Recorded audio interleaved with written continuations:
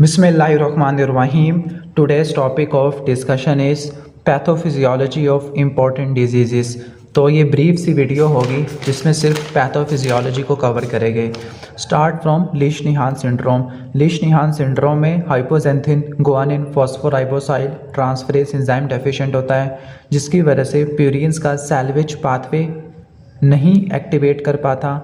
जब salvage pathway काम नहीं करेगा तो प्यूरिन्स की डी नोवो सिंथेसिस बढ़ जाएगी। जब प्यूरिन ज़्यादा बनेंगे तो ज़्यादा टूटेंगे और यूरिक एसिड की प्रोडक्शन बढ़ जाती है, गाउट हो जाएगा। बीटा थैलेसीमिया के अंदर म्यूटेशन होती है एट द सप्लाइसिंग साइट या प्रोमोटर सीक्वेंस पर, जिसकी वजह से सप्लाइसिंग साइट म्यूटेशन की वजह से क्या होगा, जो इंट्रॉन्स होंगे वो रह जाएंगे, एक्सॉन्स एक्सप्रेस नहीं कर पाएंगे। लीश-नीहान सिंड्रोम में मिसमैच रिपेयर डिफेक्टिव होता है ड्यूरिंग एस फेज, जिसकी वजह से माइक्रोसेटेलाइट इंस्टेबिलिटी होती है, कोलोरेक्टल कैंसर होता है। Inclusion cell disease is the mucolipidosis. इसके अंदर एंजाइम इस फॉस्फोट्रांसफरेज, ये एंजाइम डेफिशिएंट होता है, जिसकी वजह से गोल्जी अपरेटस क्या नहीं कर पाएगा, मैनोस पार्टिकल की फॉस्फोरिलेशन नहीं कर पाएगा। जब फॉस्फोरिलेशन नहीं होगी तो मैनोस 6 फॉस्फेट कम होगा, जिसकी वजह से लाइसोसोमल एंजाइम्स लाइसोसोम के पास नहीं पहुंच पाएंगे, लाइसोसोम में सेलुलर डेब्रिस बढ़ जाएगा। Next is osteogenesis imperfecta. इसमें टाइप 1 कोलेजन डिफेक्ट होता है, जिसकी वजह से ट्रिपल हेलिक्स नहीं बनेगा। कोलेजन टाइप 1 और टाइप 1 के A1 और A2 ये कोलेजन की चेन्स होती हैं, इनमें म्यूटेशन आ जाती है। कोलेजन टाइप 1 अफेक्टेड होता है। मेनिकीस डिजीज़ में कॉपर की डेफिशिएंसी होती है, ATP7A की डेफिशिएंसी होती है, जिसकी वजह से कॉपर की एब्जॉर्प्शन और ट्रांसपोर्ट नहीं हो पाएगा। जब कॉपर नहीं होगा तो लाइसाइल ऑक्सीडेज एंजाइम एक्टिवेट नहीं हो पाएगा और कोलेजन की क्रॉस लिंकिंग नहीं हो पाएगी। मार्फन सिंड्रोम में क्या होता है कि फिब्रिलिन जीन की म्यूटेशन होती है, जो क्रोमोसोम नंबर 15 पे होता है, 15 से फिब्रिलिन, जिसकी वजह से डिफेक्टिव फिब्रिलिन होती है। नॉर्मली फिब्रिलिन इलास्टिन प्रोटीन के अराउंड शीथ बनाती है। Next is Prader Willi syndrome. Prader Willi और एंजलमैन सिंड्रोम दोनों के दोनों क्या होते हैं, these are the uniparental disomy genetic imprinting disorder होते हैं। प्रेटर-विली के अंदर जो मैटरनल जीन्स हैं वो साइलेंस हो जाएंगे और जो पैटर्नल अलील्स हैं वो डिलीट या म्यूटेशन हो जाएगी। एंजलमैन सिंड्रोम में जो पैटर्नल अलील्स हैं बाप की तरफ से आने वाले, वो साइलेंस या इम्प्रिंट हो जाएंगे और मैटरनल जो जीन है UBE3A, इसमें म्यूटेशन या डिलीशन हो जाएगी। सिस्टिक फाइब्रोसिस ऑटोसोमल रिसेसिव है। डेल F508 पोजीशन के ऊपर फिनाइल एलानिन की डिलीशन होती है, फ्रेम शिफ्ट म्यूटेशन होती है, क्रोमोसोम नंबर 7 होता है, जिसकी वजह से क्या होगा, ATP गेटेड क्लोराइड चैनल काम नहीं करेंगे। ये चैनल्स लंग्स और GIT में क्लोराइड को सिक्रेट करवाते हैं, लेकिन स्वेट ग्लैंड में क्लोराइड को रीअब्सॉर्ब करते हैं। Duchenne muscular dystrophy is X linked recessive. इसमें डिस्ट्रोफिन जीन में फ्रेम शिफ्ट म्यूटेशन आती है, जिसकी वजह से डिस्ट्रोफिन प्रोटीन नहीं होती। This is a protein which anchor muscle fibre to extra cellular matrix, जिसकी वजह से मायोनेक्रोसिस हो जाएगी अगर ये प्रोटीन नहीं होगी। Myotonic dystrophy is trinucleotide repeat expansion. इसमें CTG रिपीट होते हैं। जीन इज DMPK काइनेस, जिसकी वजह से मायोटोनिन प्रोटीन काइनेस एक्सप्रेस नहीं कर पाएगा, पेशेंट को परकशन मायोटोनिया होगा। Fragile X syndrome is another trinucleotide repeat mutation, लेकिन इसमें CGG होती है, चेन जाइंट गुनेट्स। FMR1 जीन होता है, हाइपर मिथाइलेशन होती है। जब जीन्स की या DNA की हाइपर मिथाइलेशन होती है तो DNA की एक्सप्रेशन कम हो जाती है। नेक्स्ट इज विटामिन A की डेफिशिएंसी की वजह से बाइटोट स्पॉट्स आते हैं। Why? Because vitamin A cell की डिफ्रेंशिएशन करवाता है। जब विटामिन A की डेफिशिएंसी होती है तो एपिथेलियल सेल की डिफ्रेंशिएशन कम हो जाती है, स्क्वेमस मेटाप्लेजिया हो जाता है। अल्कोहलिक वाली पेशेंट में क्या होता है, थायमिन की डेफिशिएंसी होती है और वर्निकीज एन्सेफेलोपैथी होती है, कन्फ्यूजन, एटेक्सिया, निस्टैग्मस। तो जब इनमें ग्लूकोज देंगे, थायमिन डेफिशिएंसी वाले पेशेंट में ग्लूकोज ब्रेक डाउन नहीं हो पाता, बिकॉज पायरुवेट डिहाइड्रोजिनेस एंजाइम काम नहीं करेगा, ATP की डिप्लीशन होती है। अगर हम ग्लूकोज देंगे मज़ीद ATP डिप्लीट हो जाएगा और सेल इंजरी हो जाएगी, वर्निकीज एन्सेफेलोपैथी हो जाएगी।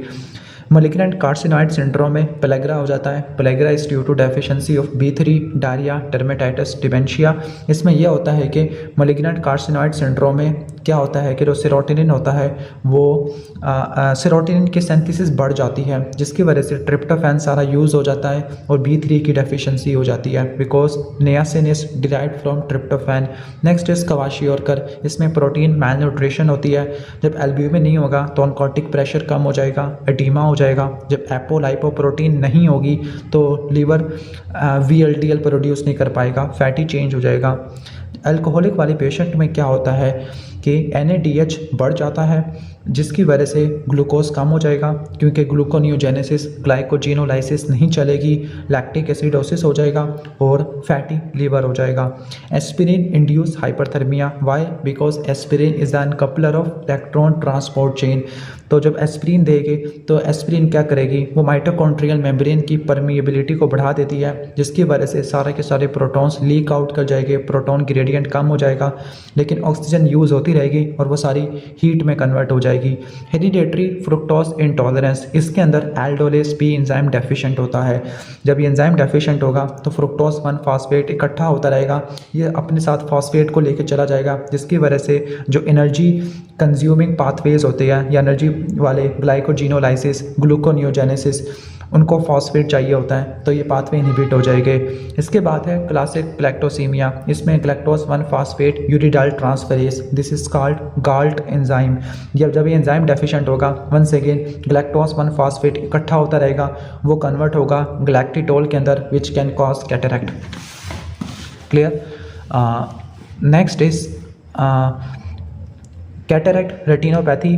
डायबिटीज़ वाले में पेशेंट में क्रॉनिक माइक्रोवास्कुलर कॉम्प्लिकेशन होती है। वाई? लेंस, रेटिना और जो शवान सेल्स होते हैं पेरिफेरल नर्व के, इनके पास सोर्बिटोल डिहाइड्रोजिनेस नहीं होता, तो ग्लूकोज एंटर हो जाएगा, वो सोर्बिटोल में कन्वर्ट होगा। क्यों? क्योंकि एल्डोलेस एंजाइम होता है, सॉरी आल्डोस रिडक्टेस एंजाइम होता है, लेकिन अब सोर्बिटोल होगा, वो सारा इकट्ठा होता रहेगा, ऑस्मोटिक डैमेज करवाएगा, जिसकी वजह से कैटरैक्ट, रेटिनोपैथी, पेरिफेरल न्यूरोपैथी हो जाएगी। Next is recurrent Nigeria bacteraemia के नाइजीरिया, जिसमें मेनिंजोकोकस और गोनोकोकस आते हैं, ब्लड में आ रहे हैं। Why? Because of terminal complement deficiencies, जिसमें C5B से लेकर C6, C7, C8, C9 तक आते हैं।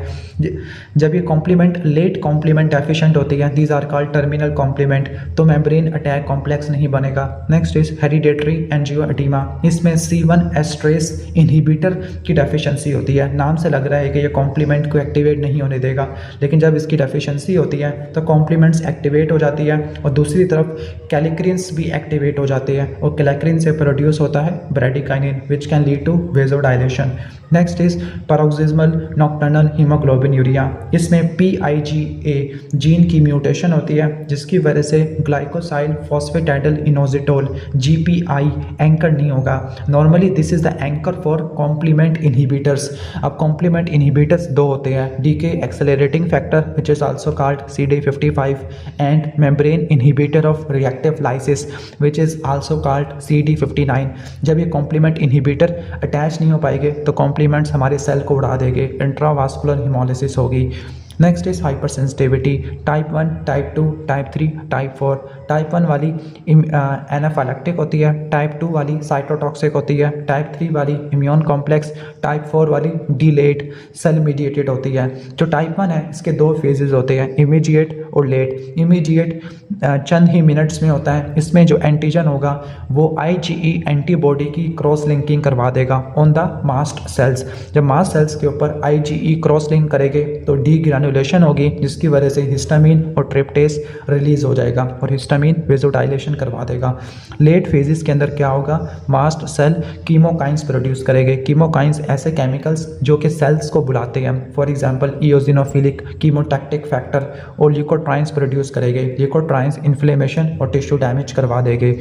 Type 2 hyper sensitivity is cytotoxic. इसमें जो एंटीबॉडीज़ होती है वो सेल सरफेस एंटीजन पे बाइंड करती है। अब वो सेल को डिस्ट्रॉय भी कर सकती है, for example ABO incompatibility, transfusion reaction, inflammation भी करवा सकती है लाइक गुड पास्टर सिंड्रोम, या फिर सेलुलर डिसफंक्शन भी करा सकती है like myasthenia gravis. Type 3 hypersensitivity में इम्यून कॉम्प्लेक्स बनता है, एंटीजन एंटीबॉडी कॉम्प्लेक्स बनते हैं, वो कॉम्प्लीमेंट को एक्टिवेट करते हैं, वो कॉम्प्लीमेंट न्यूट्रोफिल्स को बुलाते हैं वाया C5a। जो टाइप 4 हाइपर सेंसिटिविटी है this is called delayed type hypersensitivity, T cell mediated होती है, इसमें कोई एंटीबॉडीज़ नहीं होती। क्लियर। अब जो टी सेल्स होते हैं वो दो तरह के होते हैं, CD8 CD4। CD8 are killer T cells which kill target cells, CD4 secrete cytokines like interferon gamma। इसके बाद है एक्यूट हिमोलिटिक ट्रांसफियन रिएक्शन। अब ट्रांसफियन रिएक्शन जो हिमोलिटिक वाला था वो टाइप 2 हाइपर सेंसिटिविटी होता है against the donor RBC, mainly ABO antigen होते हैं, गलत खून लगा दिया। Next is immunodeficiencies, X linked Bruton's a gamma globulinemia. इसके अंदर ब्रूटॉन टायरोसिन काइनेस जीन में डिफेक्ट होता है जिसकी वजह से बी सेल मैच्योर नहीं हो पाते, यानी जो प्रीकर्सर बी सेल्स होते हैं वो बी सेल में कन्वर्ट नहीं हो पाते, जिसकी वजह से बी सेल्स आपके ब्लड में एब्सेंट होते हैं और जो जर्मिनल मैट्रिक्स हैं, फॉलिकल्स हैं, वो भी एब्सेंट होते हैं, सारी इम्यूनोग्लोबुलिन्स कम होती है। DiGeorge syndrome is 22q11 micro deletion syndrome, इसको कैच 22 भी कहते हैं। थर्ड और फोर्थ फेरेंजियल पाउचेस डेवलप नहीं कर पाती। Next is hyper IgM syndrome, इसके अंदर क्या होता है कि एंटीबॉडी की क्लास स्विचिंग नहीं हो पाती, सबसे पहली एंटीबॉडी IgM बनती है, फिर उससे IgG, IgA, IgE बनती है, और कैसे बनती है, CD4 जो हमारे हेल्पर टी सेल्स होते हैं उनके ऊपर CD40 लाइगेंड होता है, जब ये नहीं होगा तो क्लास स्विचिंग नहीं हो पाएगी, हाइपर IgM सिंड्रोम हो जाएगा। Next is leukocyte adherent deficiency, इसकी दो टाइप्स होती है, टाइप 1 और टाइप 2। जो टाइप 1 होती है उसमें LFA एंड इंटेग्रिन्स, क्योंकि इंटेग्रिन्स ही एडहेरेन करवाते हैं, this is also called CD18 CD11, इसकी डेफिशिएंसी होती है जिसकी वजह से फेगोसाइट की माइग्रेशन नहीं हो पाती और कीमोटैक्सिस नहीं हो पाएगी। तो मेरा आपसे एक क्वेश्चन है कि जो ल्यूकोसाइट एडहेरेंट डेफिशिएंसी टाइप 2, इसमें कौन सी डेफिशिएंसी होती है, या आपने कमेंट्स में बताना है या गूगल से सर्च कर लो। नेक्स्ट इज चियाटिक हिगाशी सिंड्रोम, इसके अंदर फेगोलाइसोसोम नहीं बन पाता, कैसे, LYST लिस्ट जीन की म्यूटेशन होती है जिसकी वजह से माइक्रोट्यूब्यूल्स काम करना बंद कर जाती है, जब माइक्रोट्यूब्यूल्स नहीं होगी तो फेगोलाइसोसोम नहीं बन पाएगा। Next is chronic granulomatous disease, इसके अंदर NADPH ऑक्सीडेज एंजाइम डेफिशिएंट होगा जिसकी वजह से reactive oxygen species like super oxide free radicals नहीं बनेंगे, और कैटालेस पॉजिटिव ऑर्गेनिज्म का इन्फेक्शन काफ़ी ज़्यादा कॉमन होता है, रिस्पायरेटरी बर्स्ट कम हो जाती है। अब कैंडिडा का इन्फेक्शन है, कैंडिडा का इन्फेक्शन अगर आपने लोकल इन्फेक्शन करवाना है तो टी सेल्स को कम कर दो, और अगर आपने सिस्टेमिक कैंडिडा का इन्फेक्शन करवाना है तो ग्रैनुलोसाइट्स कम कर दो। Next is graft versus host disease, this is are type 4 hypersensitivity, इसमें जो डोनर के टी सेल्स है वो इम्यूनो कम्प्रोमाइज्ड होस्ट के अंदर प्रोलिफरेट करते हैं और अटैक कर देते हैं रेसिपिएंट के होस्ट को। Next is chronic granulomatous disease के अंदर कैटालेस पॉजिटिव ऑर्गेनिज्म का इन्फेक्शन ज़्यादा होता है। Catalase positive organism include Staph aureus, Serratia, Burkholderia, cepacia, Aspergillus. अब ये कैटालेस पॉजिटिव होते हैं, ये H2O2 यानी ये हाइड्रोजन पेरोक्साइड को तोड़ देते हैं, और जब हाइड्रोजन पेरोक्साइड टूट जाएगा तो फिर आगे फ्री रेडिकल्स क्रिएट नहीं हो सकते by the myeloperoxidase system. Next is haemolytic uraemic syndrome, ये ई कोलाई से होता है, ई कोलाई की एक स्पीशी होती है O157H7, ठीक हो गया। तो जो E coli O157H7 this is also called antero haemorrhagic E coli, ये शीगा या शीगा लाइक टॉक्सिन प्रोड्यूस करती है जो कि 60S राइबोसोम को इनएक्टिवेट करता है, और फिर ये साइटोकाइन की रिलीज़ को बढ़ा देती हैं। नेक्स्ट इज टेटनस, जो टेटनस है इसका जो टॉक्सिन होता है वो टेटनोस्पाज्मिन होता है, रिट्रोग्रेड एक्सोनल ट्रांसपोर्ट से जाता है, जो रेंशा सेल्स हैं उनमें इनहिबिटरी न्यूरोट्रांसमीटर के रिलीज़ को इनहिबिट करता है। Inhibitory neurotransmitter include GABA and glycine. Clear. Next is botulism, botulism का जो टॉक्सिन है botulinum, these are the protease, ये क्या करते हैं, ये स्नेयर प्रोटीन को क्लीव करते हैं। जो टेटनोस्पाज्मिन है वो भी स्नेयर प्रोटीन को क्लीव करता है, जब ये प्रोटीन नहीं काम करेगी तो एसिटाइल कोलिन का रिलीज नहीं हो पाएगा at the neuromuscular junction. Tetanus के अंदर स्पास्टिक पैरालिसिस होती है, बोटुलिनम के अंदर फ्लैसिड पैरालिसिस होती है। Next is gas gangrene. जो गैस गैंग्रीन होता है this is caused bye Clostridium परफिरिंजिन्स। अब इसका एक अल्फा टॉक्सिन होता है दिस इज कॉल्ड फोस्फोलाइपेस और लैसिथिनेस। नाम से लग रहा है कि ये लैसिथिन को या फॉस्फोलिपिड को तोड़ेगा।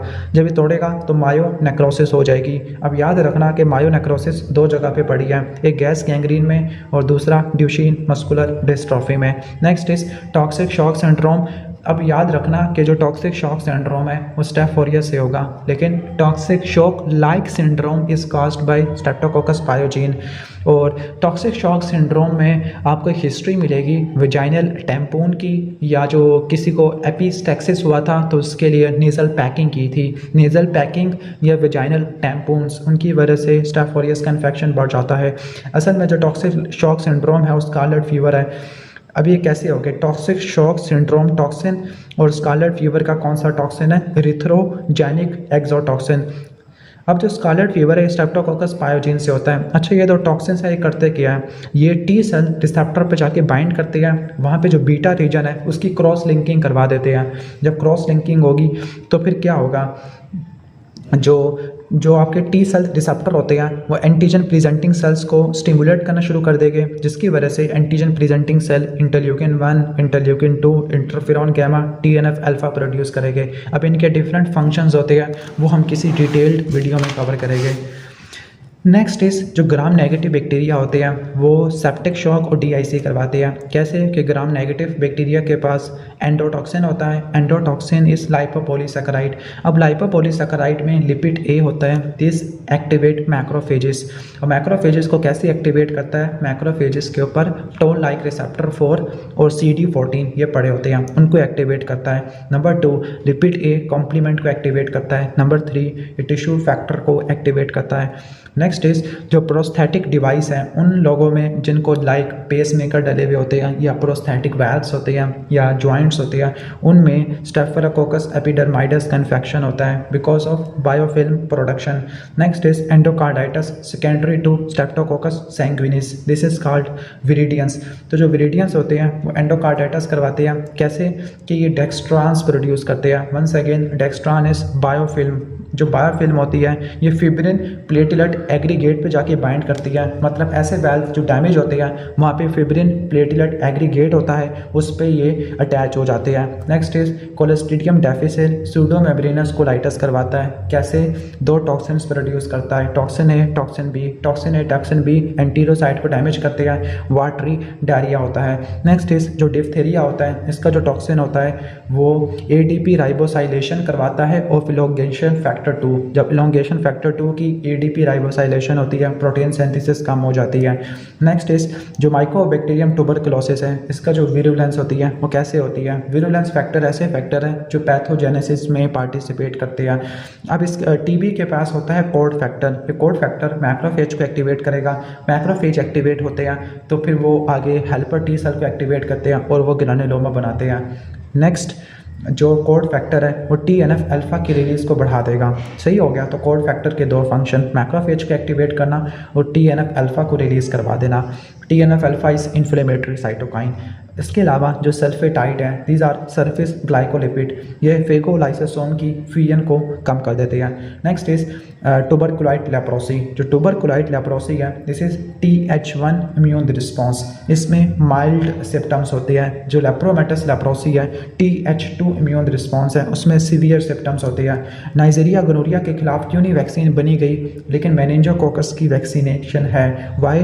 बिकॉज नाइजीरिया गोनोरियाई में जो पिलाई प्रोटीन होती है उसमें एंटीजेनिक वेरिएशन होती है। You can't make vaccine against that. इसके बाद जो ई कुलाई है, हाउ ई कुलाई कॉजेज सिस्टाइटिस और पायलोनेफ्राइटिस। UTI कैसे करवाता है? बिकॉज ऑफ पी पिलाई, दीज आर फिम्ब्रियाई जो अटैचमेंट प्रोवाइड करते हैं। लेकिन ई कुलाई निमोनिया और न्यूनेटल मेनिंजाइटिस कैसे करवाता है? के कैप्सूल के ज़रिए ये निमोनिया और न्यूनेटल मेनिंजाइटिस करवाता है।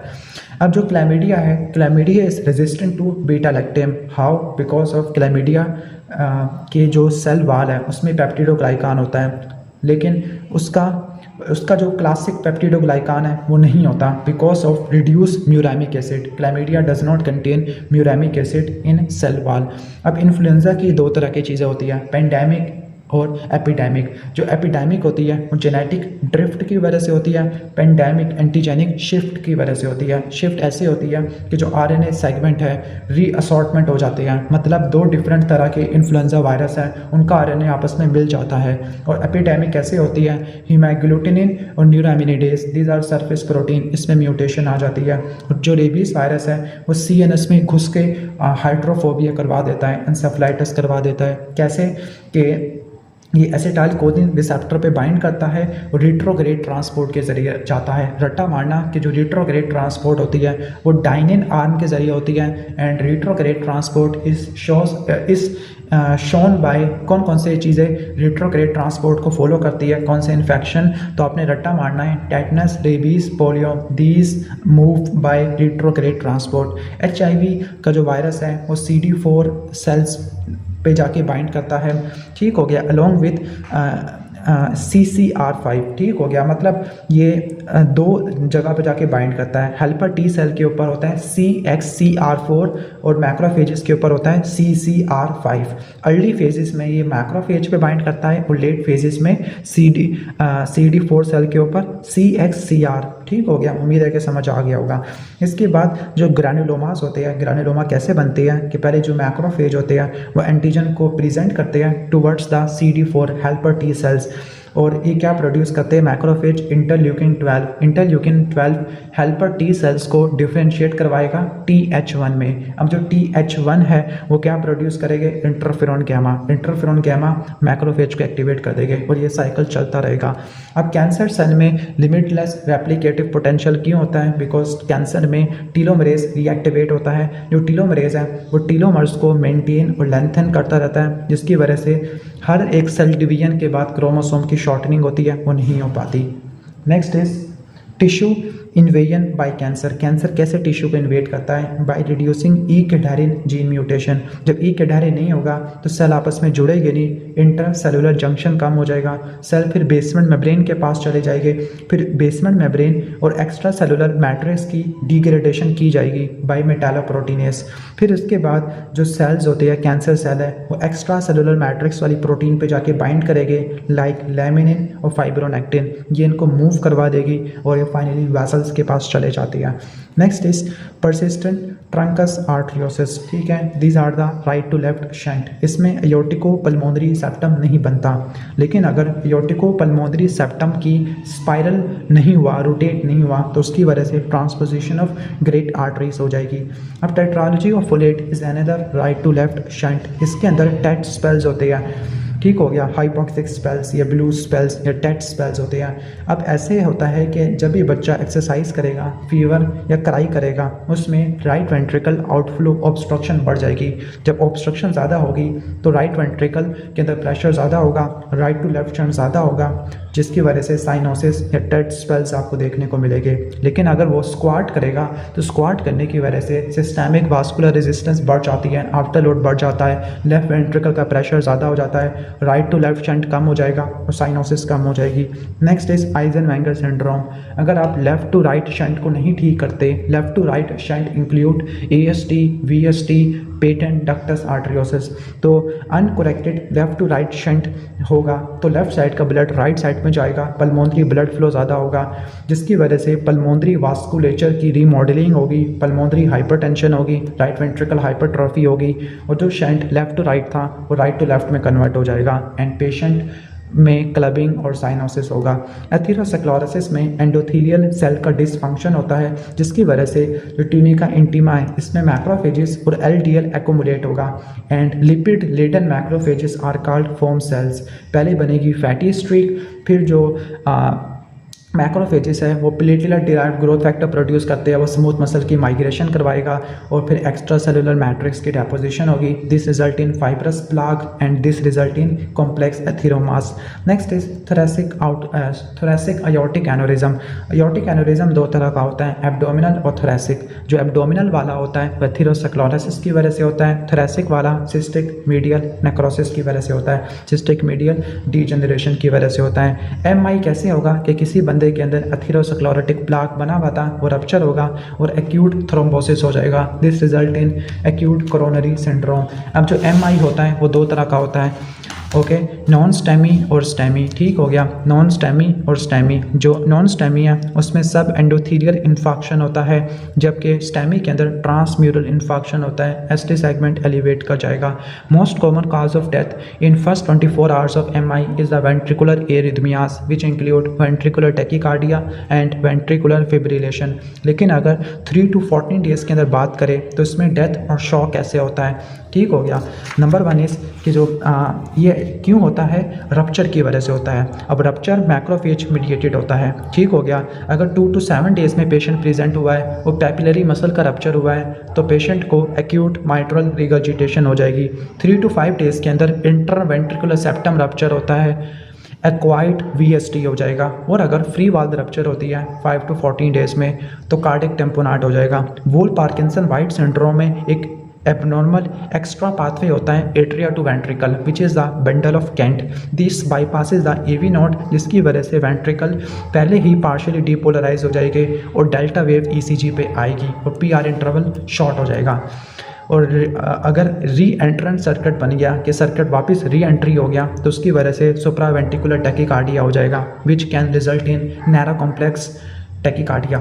हाइपरट्रॉफिक ऑब्स्ट्रक्टिव कार्डियोमायोपैथी में ऑटोसोमल डोमिनेंट म्यूटेशन होती है सार्कोमेयर प्रोटीन में, specifically myosin binding protein C और बीटा मायोसिन हैवी चेन, जिसकी वजह से क्या होगा, कंसेंट्रिक वेंट्रिकल हाइपरट्रॉफी होगी। इसेंट्रिक में सार्कोमेयर सीरीज में ऐड होते हैं, कंसेंट्रिक में पैरेलल में ऐड होते हैं। And the most common cause of sudden cardiac death is hypertrophic obstructive cardiomyopathy due to arrhythmias like ventricular arrhythmias.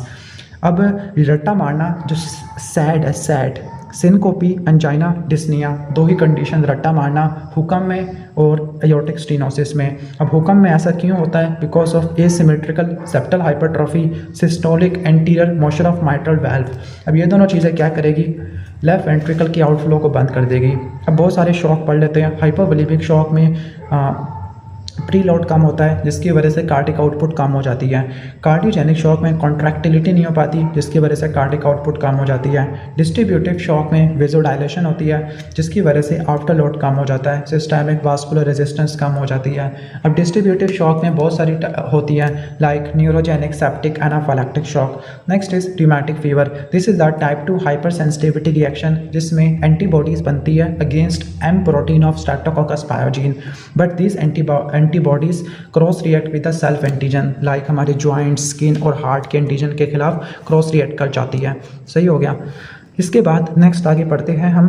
Most common cause of congenital adrenal hyperplasia is 21 beta hydroxylase enzyme deficiency. जब 21 beta hydroxylase enzyme deficiency है तो mineralocorticoid, glucocorticoids कम होते हैं, लेकिन androgen ज़्यादा होते हैं, जिसकी वजह से क्या होगा, सेक्स हार्मोन ज़्यादा हो गए and this cause virilisation of female, और 17 हाइड्रोक्सी प्रोजेस्टेरोन का लेवल ज़्यादा होगा। हाइपरथायरॉयडिज्म में पेशेंट को हीट इंटॉलरेंस होती है, वेट लॉस, एट्रियल फिब्रिलेशन। अब हीट इंटॉलरेंस और वेट लॉस क्यों होता है, because of hyper metabolism. Thyroid hormone sodium potassium ATPase pump को एक्टिवेट करते हैं, जिसकी वजह से बेजल मेटाबॉलिक रेट ज़्यादा होता है और जो कैलोरोजेनेसिस है, मतलब आपके जो मेटाबॉलिज्म्स है वो बढ़ जाते होते हैं। इसके बाद हाइपोथायरॉयडिज्म में पूरी बॉडी में एडीमा होता है, दिस इज कॉल्ड मिक्सोडीमा। क्यों होता है कि जब थायराइड हार्मोन्स कम हो गए तो ग्लाइकोसामाइनोग्लाइकान्स इन इंटरस्टिशियल स्पेस बढ़ जाएगा और ये गैस पानी को खींच लाएंगे, जिसकी वजह से ऑस्मोटिक प्रेशर ज़्यादा होगा, पानी आ जाएगा, पूरी बॉडी में एडीमा होगा। रट्टा मारना ग्रेव्स डिजीज़ के अंदर प्री टिबियल मिक्सोडीमा होता है। इसके बाद है ग्रेव्स ऑफ्थेल्मोपैथी। इसमें क्या होता है कि लिम्फोसाइटिक इन्फिल्ट्रेशन है, लिम्फोसाइट्स आपकी आंखों के अंदर चले जाते हैं। इसके अलावा जो फाइब्रोब्लास्ट होती है वो गैग्स को प्रोड्यूस करना शुरू कर देते हैं। जो फाइब्रोब्लास्ट गैग्स को प्रोड्यूस करेंगे, वंस अगेन गैग्स क्या प्रोड्यूस करेंगे, ऑस्मोटिक मतलब गैग्स क्या करेंगे, पानी को खींच लाएंगे और इन्फ्लेमेशन वगैरह हो जाएगी ल्यूकोसाइट से। इसके बाद प्राइमरी सेकेंडरी हाइपर पैराथायरॉयडिज्म है। प्राइमरी के अंदर पैराथायरॉइड में ट्यूमर होता है, एडिनोमा, हाइपरप्लेजिया, जिसकी वजह से पीटीएच ज़्यादा होता है, कैल्शियम ज़्यादा होता है। सेकेंडरी में क्या होता है कि सीकेडी या विटामिन डी की डेफिशिएंसी होती है। सीकेडी रट्टा मार लो, जिसकी वजह से कैल्शियम कम होगा, फॉस्फेट ज़्यादा होगा, उसके नतीजे में कैल्शियम कैल्शियम के कम होने की वजह से पैराथायरॉयड हाइपरप्लेजिया होगा, पैराथायरॉयड हार्मोन ज़्यादा होगा और अल्कलाइन फॉस्फेटेस बढ़ जाएगा। सिंड्रोम ऑफ इनएप्रोप्रिएट ADH में ADH ज़्यादा होता है। जब ADH ज़्यादा होगा पानी की रीअब्जॉर्प्शन कराएगा, जिसकी वजह से सोडियम डाइल्यूट हो जाएगा और फिर हाइपोनेट्रीमिया हो जाएगा। लेकिन ये जो हाइपोनेट्रीमिया होता है यूवोलिमिक होता है। यूवोलिमिक मीन्स कि ना ही डिहाइड्रेशन है ना ही एडिमा है। कैसे? जब ADH ज़्यादा होगा तो वाटर की रिटेंशन कराएगा, जब वाटर की रिटेंशन होगी तो एल्डोस्टेरोन कम हो जाएगा, जब पानी ज़्यादा होगा तो फिर एट्रिया के स्ट्रेच रिसेप्टर एक्टिवेट होते हैं, वो ENP BNP प्रोड्यूस करवाते हैं। पानी तो रिटेन हो गया लेकिन ENP BNP सोडियम को सिक्रिएट करवा देंगे। सोडियम कम हो गया लेकिन पानी कंपनसेट या बैलेंस हो गया। This is called euvolemic hyponatremia. इसके बाद डायबिटीज़ मेलाइटस में स्मॉल और लार्ज वेसल डिजीज़ क्यों होती है? कैसे होती है? जब डायबिटीज़ होती है तो नॉन एंजाइमिक ग्लाइकेशन होती है प्रोटीन्स की। ठीक हो गया। स्मॉल वेसल्स में क्या होगा? ग्लाइकेशन की वजह से हाइलिन आर्ट्रियोलोस्क्लेरोसिस और लार्ज वेसल में क्या होगा? एथेरोस्क्लेरोसिस। तो vasculopathy in diabetes is due to non enzymatic glycation. Small vessels में हाइलिन और लार्ज में एथेरोस्क्लेरोसिस। इसके बाद DKA है। DKA में इंसुलिन नहीं होती या फिर इंसुलिन की रिक्वायरमेंट बढ़ गई है तो उसकी वजह से क्या होगा? लाइपोलाइसिस ज़्यादा होगी, फ्री फैटी एसिड रिलीज होगा और कीटोन बॉडीज़ में कन्वर्ट हो जाएगा। HHS में क्या होता है? ग्लूकोज बहुत ज़्यादा होता है और वो अपने साथ पानी को भी खींच लाएगा तो फिर क्या होगा? पानी सारा लॉस हो जाएगा, सीरम ऑस्मोलैलिटी बढ़ जाती है, ऑस्मोटिक डायूरेसिस हो जाएगा। ज़ोलिंगर अलाइसन सिंड्रोम में गैस्ट्रिन सिक्रेटिंग ट्यूमर होता है। अब गैस्ट्रिन सिक्रेटिंग ट्यूमर इस गैस्ट्रिनोमा, ये पेनक्रियास में हो सकता है या डोडिनम में हो सकता है। मोस्टली पेनक्रियास में होता है।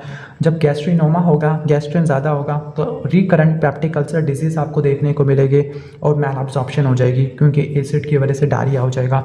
इसके बाद है डोडिनल एट्रेजिया के फेलियर टू रिकैनालाइज डोडिनम, और डोडिनल एट्रेजिया डाउन सिंड्रोम में होता है, डबल बबल साइन होता है। जूजिनल और ileal atresia is due to disruption of superior mesenteric artery. Superior mesenteric artery का डिसरप्शन हो गया, मतलब ये काम नहीं किए सही से, जिसकी वजह से इंटेस्टाइन की नेक्रोसिस हो जाएगी। जूजिनल आइलियल एट्रेजिया हो जाएगा and this is due to cocaine poisoning I think so, और स्मोकिंग से रिलेटेड है और इसमें ट्रिपल बबल साइन आता है। Next is superior mesenteric artery syndrome.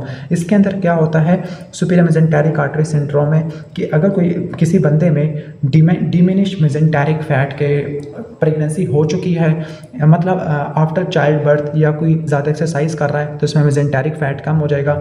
रट्टा मारना कि सुपीरियर मेजेंटेरिक आर्टरी और अयोर्टा इन दोनों के दरमियान में दो स्ट्रक्चर पास करते हैं, एक लेफ्ट रीनल वेन और दूसरी वाली आ जाती है आपकी थर्ड पार्ट ऑफ डोडिनम, तो ये कंप्रेस हो सकते हैं। इसके बाद एक्लेजिया कार्डिया। एक्लेजिया कार्डिया में पोस्ट गैंग्लियोनिक इनहिबिटरी न्यूरॉन्स नहीं हो पाते। These are the parts of myenteric plexus और ये प्रोड्यूस करते थे नाइट्रिक ऑक्साइड और VIP। जब ये नहीं होगा तो फिर लोअर इसोफेजियल स्फिंक्टर रिलैक्स नहीं हो पाएगा, एक्लेजिया कार्डिया हो जाएगा। Dysphagia to solids and liquids देखने को मिलेगा।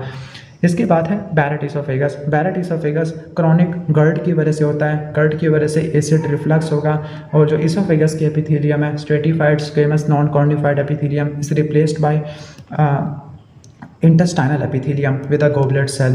Next is acute gastritis due to NSAID. जो NSAID होती है वो प्रोस्टाग्लैंडिन E2 की प्रोडक्शन को कम करती है, जिसकी वजह से गैस्ट्रिक प्रोटेक्शन कम हो जाती है, म्यूकोजल इरोजन होती है। Next is coeliac disease. This is the autoimmune disease जिसमें गिलियाडिन के खिलाफ क्या बनना शुरू हो जाती है, एंटीबॉडीज वगैरह बनना शुरू हो जाती है। गिलियाडिन इज प्रेजेंट इन बार्ली, राई, ओट, wheat. Finally, it result in malabsorption. Celiac disease proximal jejunum और distal duodenum को इन्वॉल्व करता है, स्टिटोरिया देखने को मिलता है। क्रॉन्स डिजीज में फिस्टुला साइनसिस क्यों बन जाते हैं, बिकॉज ऑफ ट्रांसम्यूरल इन्फ्लेमेशन, जबकि अल्सरेटिव कोलाइटिस में सूडोपोलिप्स होते हैं। Meckel's diverticulum is due to persistence of vitelline या omphalomesenteric duct. Rule of twos को रट्टा मारना है। Hirschsprung disease is the loss of function mutation in RET gene. रट्टा मारना, RET gene mutation also result in MEN2A and MEN2B. These are tumor suppressor gene. अब इनकी वजह से क्या होगा, जब रेट जीन में म्यूटेशन हो जाएगी तो न्यूरल क्रिस्टल्स माइग्रेट नहीं कर पाएंगे और ganglion cells are absent in distal colon which result in Hirschsprung disease. अब कोलोरेक्टल कैंसर के दो पाथवे बताए थे, एक microsatellite instability due to Lynch syndrome, दूसरा एडिनोमा कार्सिनोमा सीक्वेंस। इसमें सबसे पहले क्या होगा, APC जीन की म्यूटेशन होगी जिसकी वजह से सेल की एडिशन कम हो जाएगी, प्रोलिफरेशन ज़्यादा होगी। फिर उसके बाद KRAS की म्यूटेशन होगी। जब KRAS की म्यूटेशन होगी तो इंट्रासेलुलर सिग्नलिंग बढ़ जाएगी और फाइनली P53 एंड DCC की म्यूटेशन होगी। इसको याद रखना है AK53 से। क्लियर, पहले APC फिर KRAS फिर P53। Next is fibrosis in cirrhosis. Cirrhosis में फाइब्रोसिस कौन करवाते हैं, stellate cell, and this also contain vitamin A। Reye syndrome में हेपेटिक एनकेफेलोपैथी होती है due to aspirin use in viral infection in children. बच्चों में एस्पिरिन यूज़ कर ली और वायरल इन्फेक्शन तो राई सिंड्रोम हो जाएगा। क्यों, क्योंकि जो एस्पिरिन होती है माइटोकॉन्ड्रियल एंजाइम्स को इनहिबिट कर देती है जिसकी वजह से हेपेटिक एनकेफेलोपैथी होती है, decrease beta oxidation. Next is hepatic encephalopathy कैसे होती है, जब पेशेंट को सिरोसिस होती है तो पोर्टोसिस्टेमिक शंट्स बन जाते हैं, एंड जब शंट्स बन जाते हैं तो जो अमोनिया है वो उसको बाईपास कर देगा और अमोनिया का मेटाबॉलिज्म कम हो जाएगा। अल्फा 1 एंटीट्रिप्सिन डेफिशिएंसी में क्या होता है कि लीवर के जो रफ एंडोप्लाज्मिक रेटिकुलम है उसमें मिस फोल्डेड प्रोटीन इकट्ठी होना शुरू हो जाती है। प्रोटीन सही से बनी नहीं, कौन सी, अल्फा 1 एंटीट्रिप्सिन। जो मिस फोल्डेड प्रोटीन है वो RER में इकट्ठी होती रहेगी और वो लीवर को डैमेज करेगी। लंग्स के अंदर जब ये प्रोटीन डेफिशिएंट होती है तो इलास्टेज एंजाइम इनहिबिट नहीं हो पाएगा, इलास्टेज इलास्टिक फाइबर को तोड़ देगा जिसकी वजह से पैन एम्फाइसीमा हो जाएगा। Next is Wilson disease.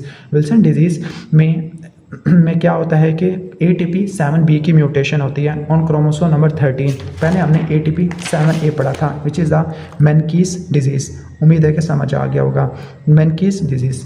तो ये क्या है, ATP7B और इसका क्रोमोसोम नंबर 13 होता है। अब जब इस जीन में म्यूटेशन होती है तो कॉपर की एपोसिरालोप्लाज्मिन में इनकॉर्पोरेशन नहीं हो पाती और कॉपर की एक्सक्रीशन नहीं हो पाएगी। जब कॉपर की एक्सक्रीशन नहीं हो पाएगी तो कॉपर का लेवल बढ़ जाएगा, सिरालोप्लाज्मिन का लेवल कम हो जाएगा। हीमोक्रोमेटोसिस के अंदर HFE जीन की म्यूटेशन होती है, this is present on chromosome number 16। ठीक हो गया, क्लियर।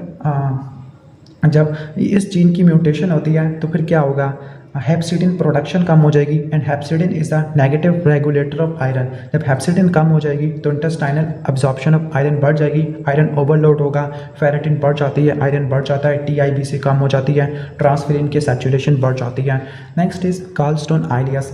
किसी पेशेंट को कोलिसिस्टाइटिस हुआ था ड्यू टू गॉल स्टोन, उसने फिस्टुला बना दिया between the gall bladder and duodenum. तो जो स्टोन है वो GIT में एंटर हो जाएगा और इलियोसिकल वाल्व को ऑब्स्ट्रक्ट कर देगा, this is the narrowest portion.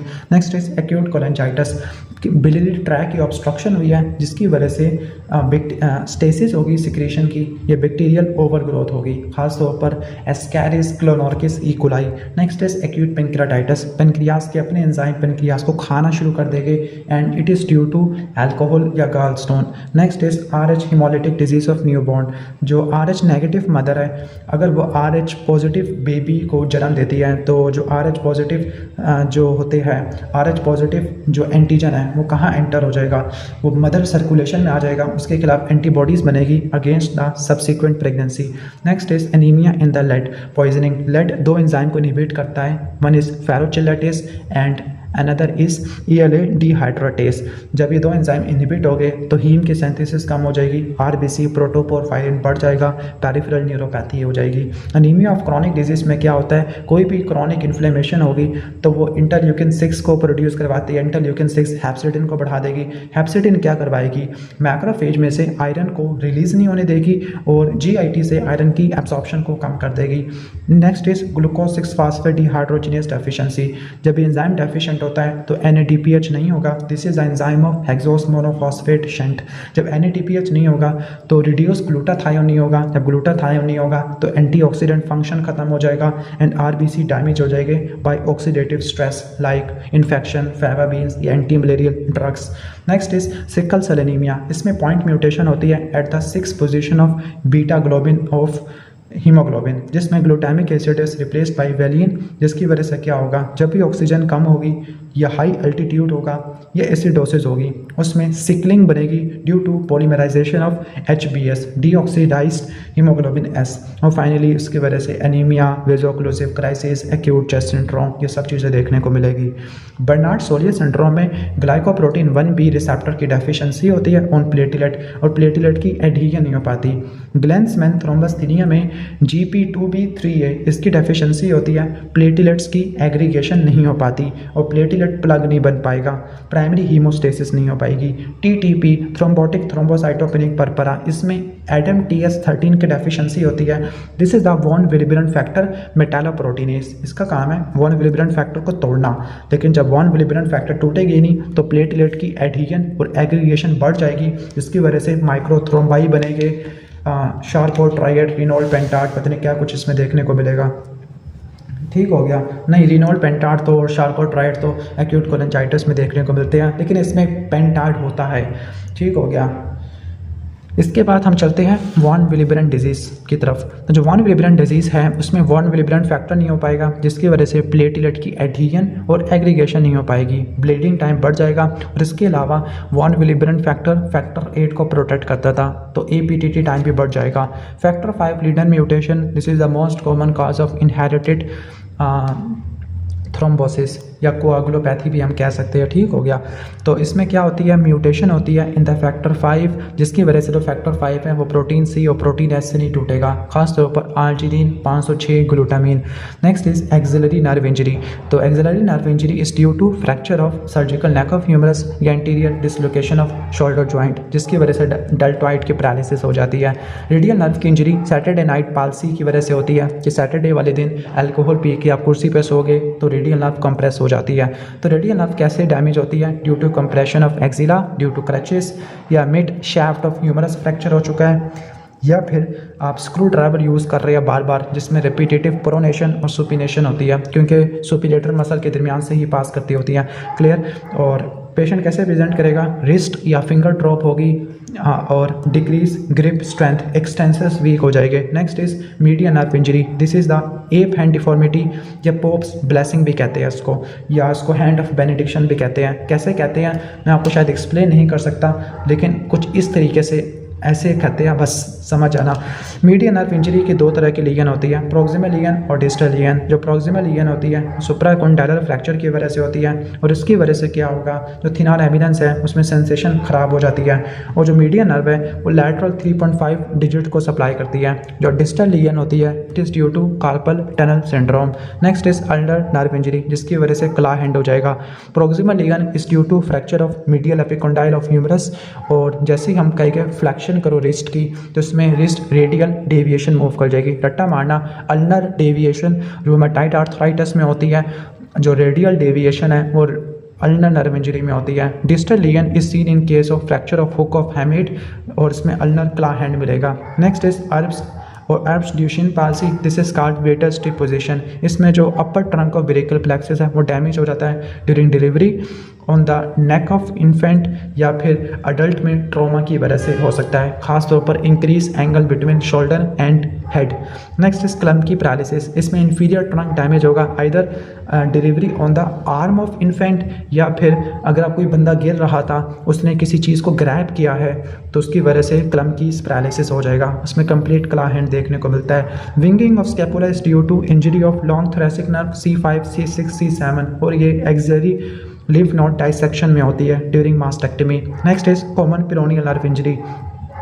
तो इसमें क्या होगा, कॉमन पेरोनियल नर्व इस जो होती है ये वाइंड अराउंड होती है around the neck of fibula. तो अगर नेक ऑफ फिबुला का फ्रैक्चर है या फिर ट्रॉमा है तो उसकी वजह से फुट ड्रॉप होगा with high steppage gait. Next is superior gluteal nerve injury, अगर इंट्रामस्कुलर इंजेक्शन गलत लगा दिया है ग्लूटियर रीजन में, अपर आउटर क्वाड्रेंट में लगाना होता है, तो अगर नहीं लगाया तो उसकी वजह से सुपीरियर ग्लूटियल नर्व इंजरी हो जाएगी, ग्लूटियस मीडियस मिनिमस की पैरालिसिस हो जाती है, और ट्रेंट-डिलनबर्ग साइन देखने को मिलता है कि इप्सी लैटरल एबडक्शन नहीं हो पाएगी, वो कॉन्ट्रालैटरल साइड का पेल्विस ड्रूप कर जाएगा।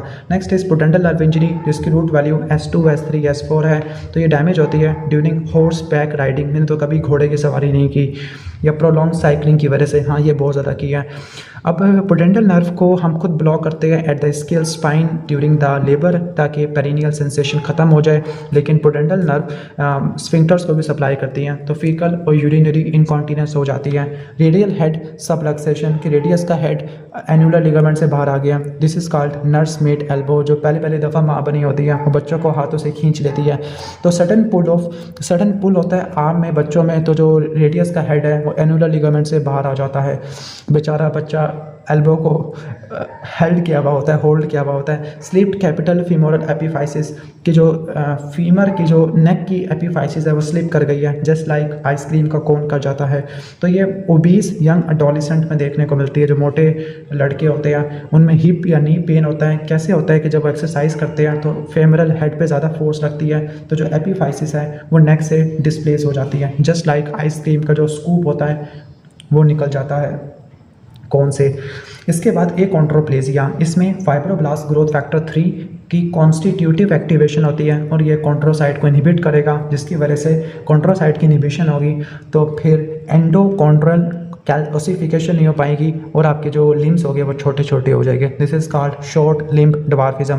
ऑस्टियोपोरोसिस के अंदर ऑस्टियोक्लास्ट की एक्टिविटी बढ़ जाती है। ऑस्टियोक्लास्ट बोन को रिजॉल्व करते हैं, बोन का मास कम हो जाता है।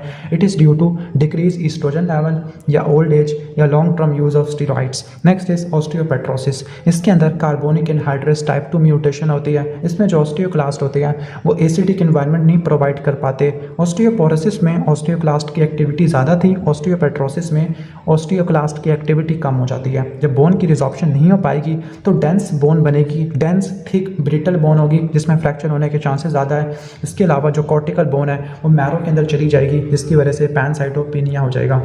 Next is osteitis deformans, this is called Paget disease. इसमें क्या होता है, इनिशियली ऑस्टियोक्लास्ट की एक्टिविटी ज़्यादा होती है, फिर उसके बाद ऑस्टियोब्लास्ट आते हैं। ऑस्टियोब्लास्ट बिल्कुल पुअर क्वालिटी बोन बनाते हैं जिसमें फ्रैक्चर हो जाती है, हियरिंग लॉस हो जाता है।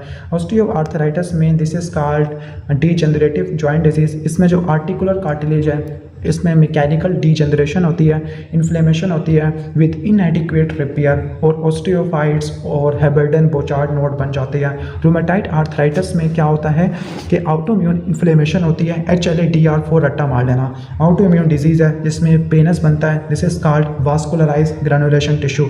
ये आर्टिकुलर कार्टिलेज को भी डैमेज करता है, बोन को भी डैमेज करता है। And this is type 3 hypersensitivity, antigen antibody immune complex की वजह से बनती होती है। Next is Sjogren syndrome. Sjogren syndrome this is the autoimmune type 4 hypersensitivity, cell mediated होती है जिसमें लिम्फोप्लाज्मासिटिक इन्फिल्ट्रेशन होती है एक्सोक्राइन ग्लैंड्स में, ड्राई आइज ड्राई माउथ आपने पढ़ा होगा। Next is SLE। SLE is a type 3 hypersensitivity जिसमें इम्यून कॉम्प्लेक्स की क्लियरेंस कम हो जाती है। क्यों कम होती है? Because of early complement deficiency. अब histological manifestation are type 2 hyper sensitivity because this is due to hemolytic anemia. अब जो जाइंट सेल आर्टराइटिस है this is called temporal arteritis या लार्ज वेसल आर्टराइटिस। इसमें ब्लाइंडनेस होती है due to ophthalmic artery occlusion and anterior ischemic optic neuropathy. Myasthenia gravis और Lambert Eaton दोनों type 2 hyper sensitivity है, लेकिन माइस्थेनिया ग्रेविस में पोस्ट साइनेप्टिक एसिटाइलकोलिन रिसेप्टर के खिलाफ एंटीबॉडी बनती है, लैम्बर्ट ईटन के अंदर प्री साइनेप्टिक कैल्शियम चैनल के खिलाफ एंटीबॉडी बनती है। सही हो गया। और एल्बिनिज्म के अंदर आ जाते हैं। एल्बिनिज्म के अंदर मेलानोसाइट का नंबर तो ठीक है लेकिन मेलानिन की प्रोडक्शन कम हो जाती है। Why? Because of enzyme deficient होता है tyrosinase. Vitiligo is autoimmune destruction, इसमें मेलानोसाइट का नंबर ही कम हो जाता है। Next is atopic dermatitis. Atopic dermatitis और बुल्लस अभी कह रहा था, छोड़ो। एटोपिक डर्मेटाइटिस में जो एपिडर्मिस में जो बैरियर है वो डिसफंक्शन हो जाता है, बैरियर काम नहीं करता, ड्राई इची स्किन होती है। कुछ जेनेटिक फैक्टर्स भी होते हैं, फॉर एग्जांपल फ्लैग्रेन जीन की म्यूटेशन होती है विच कैन रिजल्ट इन इक्थायोसिस वुल्गैरिस, या इम्यून डिसरेगुलेशन भी हो सकती है, या स्किन के माइक्रोबायोम, मतलब इसके बहुत सारी पैथोफिजियोलॉजी है। Next is allergic contact dermatitis. Allergic है लेकिन ये कॉन्टैक्ट है, this is not a type 1 hypersensitivity, this is type 4 hypersensitivity. इसमें अंदर क्या होता है, during the sensitization phase initially जो एलर्जेंस होते हैं वो TH1 हेल्पर टी सेल 1 को एक्टिवेट करते हैं। अब हेल्पर टी सेल एक्टिवेट हो गए तो वो मेमोरी सेल्स बनाएंगे और CD8 सेल्स भी बनना शुरू हो जाते हैं। अब री एक्सपोजर हुआ तो जो पहले से CD4 सेल्स थे वो साइटोकाइंस प्रोड्यूस करेंगे और जो पहले से बने हुए थे CD8 मेमोरी सेल्स वो हमारे टारगेट सेल्स को किल कर देंगे। Next is pemphigus vulgaris, this is type 2 hyper sensitivity. इसके अंदर जो IgG ऑटो एंटीबॉडीज होती है वो डेस्मोग्लिन डेस्मोसोम 1 और 3 के अगेंस्ट बन जाती है, जिसकी वजह से केराटिनोसाइट आपस में एक दूसरे से सेपरेट हो जाती है in the stratum spinosum from stratum basale. Stratum basale stratum spinosum से सेपरेट हो जाती है, जिसकी वजह से क्या होगा, निकोल्सकी साइन पॉजिटिव होगा। बुलस पेम्फिगॉइड भी टाइप 2 हाइपर सेंसिटिविटी है, बस इसमें जो एंटीबॉडीज़ होती है वो हेमिडेस्मोसोम के खिलाफ होती है। जो पैम्फिगस वल्गैरिस में स्ट्रेटम स्पाइनोसम, स्ट्रेटम बेसिल ये सेपरेट हो गए थे, लेकिन बुल्लस के अंदर एपिडर्मस डर्मिस से सेपरेट हो जाती है। इसमें सब एपिडर्मल बुल्ले होते हैं, जबकि पैम्फिगस वल्गैरिस में इंट्रा एपिडर्मल बुल्ले होते हैं और म्यूकस मेम्ब्रेन भी इन्वॉल्व होती है।